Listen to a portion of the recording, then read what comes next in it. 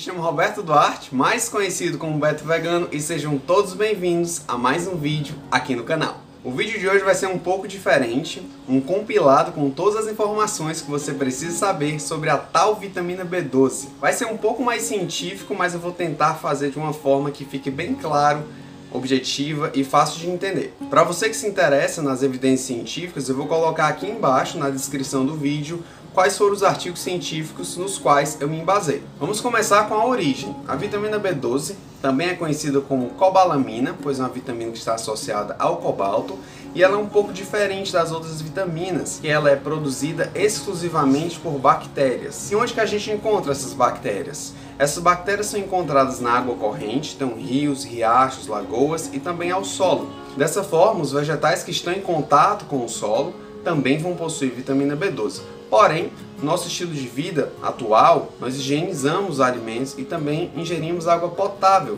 Dessa forma, essas bactérias que produzem a vitamina B12 acabaram deixando de existir, não ficaram tão viáveis assim. Lá atrás, caso nós ingeríssemos 2 litros de água corrente, nós já iríamos adequar 100% da ingestão diária recomendada da vitamina B12. Assim, os vegetais vão conter praticamente nada de vitamina B12. E os animais são ricos em B12, correto?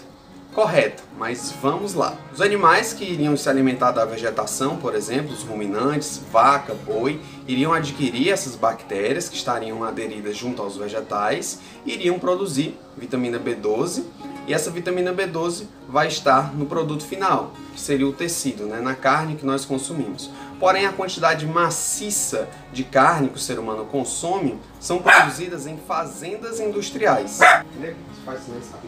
A quantidade massiva de animais que nós consumimos não estão soltos no pasto consumindo grama, e sim possuem uma alimentação exclusiva de ração. Essa ração, por sua vez, é suplementada com vitamina B12, ou então eles recebem suplemento por via oral ou por via intramuscular. Dessa forma, o único motivo para que os animais e suas secreções, como ovos e leite, possuam vitamina B12 é simplesmente porque eles estão sendo suplementados lá na indústria. Justamente numa tentativa do governo em adequar essa carência natural da vitamina B12. Absorção.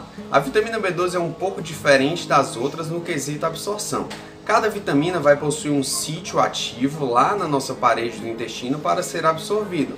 Porém, antes que a vitamina B12 chegue até a porção intestinal para então ser absorvida, ela precisa de um auxílio. Ela precisa que proteínas se liguem a ela até que ela consiga estar na sua forma para então ser absorvida. A proteína que normalmente as pessoas sempre lembram que é a mais importante, pois é a primeira proteína que inicia o processo de absorção, se chama fator intrínseco. E essa proteína é produzida pelas células parietais que ficam lá no epitélio do estômago. A vitamina B12 é então ingerida e a partir do momento que ela chega no estômago, o fator intrínseco é secretado, se junta a ela e ele vai passando a bola adiante, como se a B12 fosse uma bola e cada proteína fosse um jogador. A vitamina B12 vai precisar de 3 jogadores para então ser absorvida.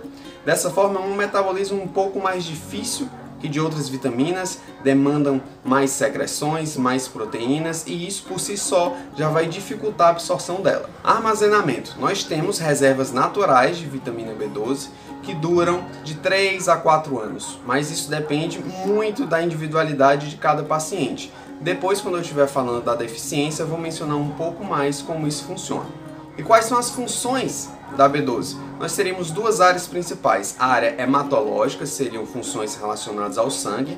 Por exemplo, a B12 vai ser um dos ingredientes lá na medula óssea para a produção de hemácias, junto com o ferro e com o ácido fólico. A B12 lá no estado embrionário vai ser essencial para a formação do tubo neural, que vai dar origem ao cérebro e à medula espinhal. Funções mais relevantes seriam essas, as hematológicas e também funções neurológicas, neurocognitivas. Deficiência. A deficiência de B12 é muito comum, não é algo só de vegetarianos ou veganos, que é algo que a grande maioria da população acaba pensando. Porém, é uma ilusão total. Vários países possuem deficiência de vitamina B12, mesmo em pessoas que estão ingerindo carne e derivados todos os dias. Essa deficiência, tendo como base a população como um todo, gira em torno de 10 a 40% de inadequação para toda uma população. Quais seriam as causas para essa deficiência? A primeira delas, que é uma menos frequente, tipo de anemia, anemia perniciosa, que é um tipo de anemia autoimune. Os outros motivos seriam relacionados justamente ao fator intrínseco. Vamos supor que eu tenho alguma lesão lá no estômago, alguma úlcera gástrica, por exemplo, que impede a área de secreção do fator intrínseco. Essa pessoa vai ter uma menor absorção da vitamina B12. O mesmo raciocínio seguiria para doenças inflamatórias intestinais, perdendo área de absorção lá no intestino. Os idosos, a partir dos 60 anos de idade, naturalmente também vão produzir uma menor quantidade de fator intrínseco e assim vão absorver menos da vitamina. Mas de todos os motivos que causam a deficiência, o mais relevante é justamente a inadequação nutricional. Tendo em vista a sua praticamente inexistência no reino vegetal, a não ser que sejam alimentos fortificados, e também na impossibilidade de certeza que os animais estão sendo bem suplementados lá na indústria, ou então que essa vitamina encontra-se biodisponível no momento do consumo da carne e dos derivados. Além disso, como puderam ver nos tópicos anteriores, é uma absorção bem mais difícil. Quais seriam os sintomas da deficiência? Os sintomas, aqui é uma parte bem complicada porque eles são bem inespecíficos. Dor de cabeça, fraqueza, dificuldade no raciocínio, perda de memória recente. Isso no geral poderia ser um fator confundidor com outros distúrbios neurológicos, neurocognitivos. Dessa forma, eu sempre falo para vegetarianos, veganos ou qualquer pessoa que seja, para não esperar sentir os sintomas para então procurar ajuda médica, ajuda nutricional ou suplementação. Seriam as complicações, as consequências dessa deficiência. A primeira delas é um tipo específico de anemia, que nós chamamos de anemia megaloblástica, que significa que as hemácias lá na medula óssea não estão completamente maduras, que seria o tamanho ideal, um tamanho pequenininho.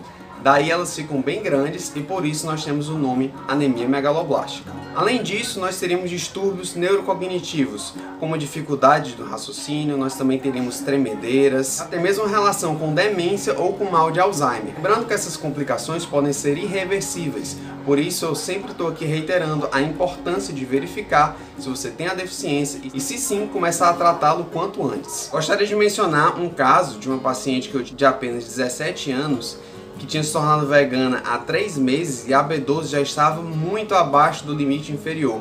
O que isso significa? Que em 3 meses a B12 dela simplesmente despencou? Não. Significa que mesmo ingerindo carnes e derivados diariamente, a B12 dela já vinha caindo ao longo da adolescência. Mais um motivo, não é porque você come carne e derivados ou que você é jovem que não há possibilidade dessa deficiência. Ela existe para todos. Procure um médico e suplemente caso necessário. E como é feito o diagnóstico? Um exame de sangue simples, barato, que você pode fazer para verificar a vitamina B12. Nós vamos ter um parâmetro inferior e um parâmetro superior da adequação. Se estiver abaixo do inferior, você está categorizado como deficiente de vitamina B12.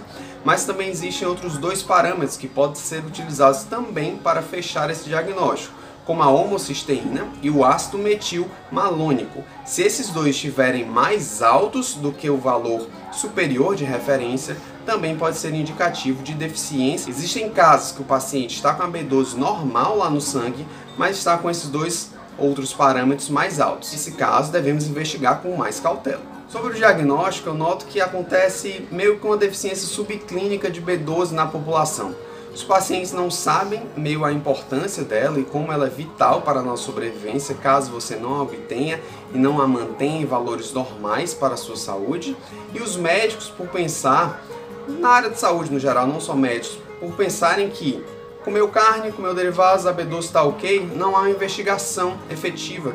Então fica meio que ninguém fala com ninguém, todo mundo fica meio calado e isso é muito preocupante, tendo em vista que nós temos países em que 40% da população está deficiente dessa vitamina. Sim, eu sempre digo, seja você vegetariano, vegano ou não, peça para o seu médico, para o profissional de saúde que está te acompanhando, dentre os parâmetros de um exame de sangue de rotina, para colocar a vitamina B12 e também a homocisteína e o ácido metilmalônico, por exemplo. E agora, para a gente finalizar, como funciona a suplementação? Não é um bicho de 7 cabeças, é muito mais simples do que parece. Às vezes as pessoas têm essa preocupação absurda, acharem que é um suplemento difícil, que é um suplemento caro, mas de forma alguma. Ele é bem efetivo e bem barato. Você pode obter tanto em cápsulas como em comprimidos sublinguais, gotas ou até mesmo injeções. Mudei de cenário aqui rapidinho, mas vamos lá. Nesse caso faz muito mais sentido, é muito mais inteligente, mais seguro e efetivo suplementar diretamente do nosso corpo e não em um animal para depois consumi-lo. A dosagem vai variar e a frequência também vai variar, mas na minha prática de consultório eu gosto de utilizar uma dosagem de 1000 microgramas, isso seria mcg, de 3 a 4 vezes por semana. Isso seria, na minha conduta, como uma dosagem de manutenção para manter entre o nível inferior e o nível superior de adequação lá no nosso exame de sangue. E esse é o vídeo de hoje, gente. Tentei trazer aqui o compilado das informações que eu julgo essenciais para o entendimento da vitamina B12. Caso você tenha qualquer dúvida, eu me disponibilizo a te ajudar. Pode comentar aqui embaixo, ou então lá no meu Instagram, que é o betovegano.nutri. Manda um direct que eu vou fazer o possível para te ajudar. Se você gostou do vídeo, clique em gostei. Se não gostou, clique em não gostei. Compartilhe com seus amigos, se inscreve e não esquece de assinar o sininho para receber notificações. Muito obrigado por estarem comigo por esses minutinhos e até o próximo vídeo.